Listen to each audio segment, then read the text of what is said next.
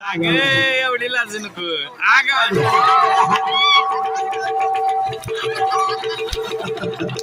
पाय घसरला पाय घसरला